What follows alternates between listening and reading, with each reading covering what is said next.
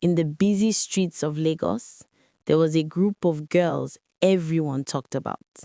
They were called the Fire Queens. Not because they played with fire, but because wherever they went, trouble followed. Zara was their leader, tall, beautiful, and confident. Her eyes could make any man lose focus. But behind that beauty was a past full of pain. Mimi was the playful one, short, curvy, always smiling, but her smile hid dangerous secrets. Then there was Tola, quiet and observant. She didn't talk much, but she saw everything. Together, they ruled the nightlife. Clubs, parties, VIP lounges, anywhere they showed up, attention followed. Men spent money just to sit close to them. But no one really knew who they were, and no one knew what they were capable of. One Friday night, they stepped into the biggest club in Lekki. Music blasted through the speakers. Lights flashed across the dance floor. The moment they walked in, heads turned. Whispers spread quickly. See them, the Fire Queens. Across the room, a rich young man named Kelvin noticed them. He was known for showing off money, cars, women. He smiled confidently.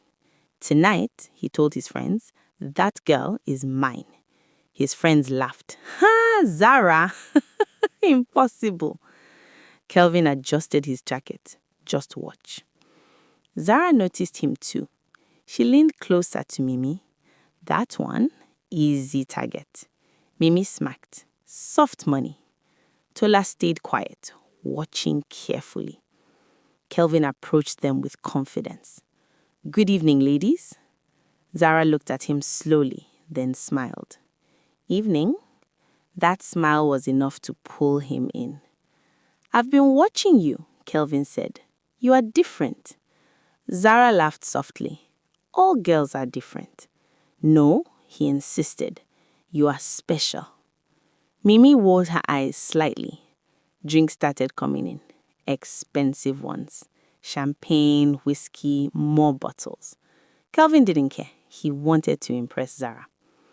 But Zara wasn't there for fun. She was studying him. His watch, his phone, his movements, everything. Later, Kelvin invited them to a private lounge upstairs. Let's go somewhere quieter, he said. Zara glanced at her girls. They nodded.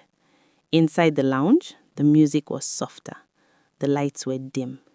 Kelvin poured more drinks. I really like you, he said. Zara moved closer and whispered, I know. He smiled, completely unaware. Minutes later, Kelvin began to feel dizzy. His vision blurred. Zara, I don't feel... He struggled. Zara stood up calmly. Her expression changed. Cold, focused. Relax, it will pass. Mimi quickly grabbed his phone. Tola checked his pockets. Cards, cash, keys. They worked fast, professional. Kelvin collapsed on the couch, unconscious. Within minutes, they accessed his phone. Transfers were made. Money moved. Millions gone. They walked out of the club like nothing happened. Still elegant, still confident, untouchable. But across the street, a black car sat quietly. Inside was a man watching everything. Older, calm, dangerous. He smiled slowly. Got you. Because the Fire Queens were not the only hunters in Lagos. And that night, they had just entered a bigger game. The next morning, Zara woke up feeling satisfied. Successful night, Mimi said, stretching. Very successful, Zara replied. Tola sat quietly, checking her phone. Then her expression changed. Something is wrong. Zara turned quickly. What is it? Tola showed her the screen. The money they had taken was disappearing. Impossible, Mimi said. We already moved it. But it was true. One by one, the accounts were being drained faster than they could react. Zara's face hardened.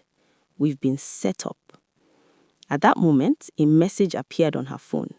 Unknown number. You think you are smart? Her heart skipped. Another message followed. I've been watching you. Mimi panicked. Who is this? Tola stood up immediately. We need to leave now. But it was too late. Outside, black SUVs surrounded their building. Men stepped out, dressed in black, serious, armed. Zara took a deep breath. Stay calm. Suddenly, the door burst open. The same man from the black car walked in, slow, confident, clapping softly. Impressive, he said. Zara stared at him. Who are you? He smiled. Someone better.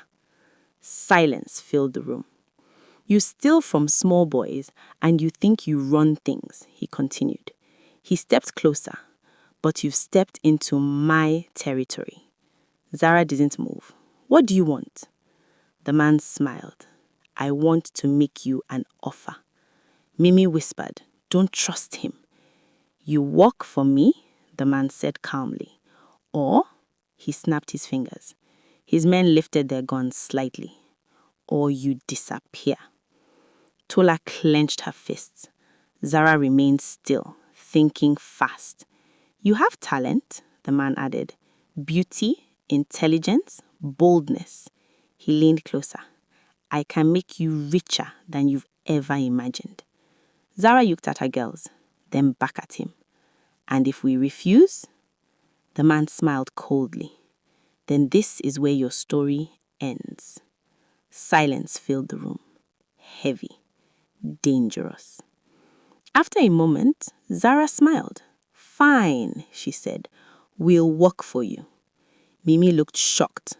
Tola stayed quiet. The man laughed. Smart choice.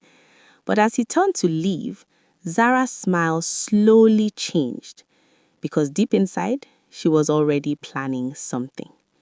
Zara never worked for anyone, and soon the hunter would realize his mistake.